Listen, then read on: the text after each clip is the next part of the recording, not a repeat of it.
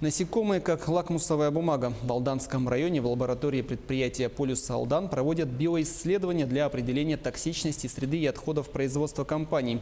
С методиками биотестирования ознакомился Руслан Павлов. Эти маленькие рачки с красивым названием «Дафни» появились в лаборатории золотодобывающего предприятия «Полюс Алдан» совсем недавно. Сейчас они проходят адаптацию и акклиматизацию. В дальнейшем с их помощью сотрудники лаборатории будут проводить биотестирование воды, а также исследовать на токсичность среду и отходы производственной деятельности золотоизвлекательной фабрики. Получили тест-объекты в начале марта, и сейчас проходит период адаптации тест-объектов в условиях лаборатории.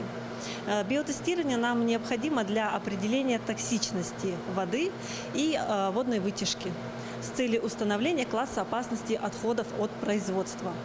Другой тест-объект – хлорелла – род одноклеточных зеленых водорослей. Они также задействованы в биоисследованиях. Кроме того, хлореллой кормят дафни. Для поддержания оптимальных условий наших дафни мы используем климатостат, и каждый день мы кормим их тест-культурой дафни. Мы используем и как для ее как тест-объект, и для кормления тест-объекта дафни. Внедрить методики по биотестированию специалисты планируют уже в первом полугодии, а со второго начнутся работы по определению токсичности отходов и класса опасности. Лаборатория находится в стадии активного развития. В перспективе самые амбициозные планы, такие как охват максимально возможного количества исследований в производственной сфере и оказание услуг другим организациям района.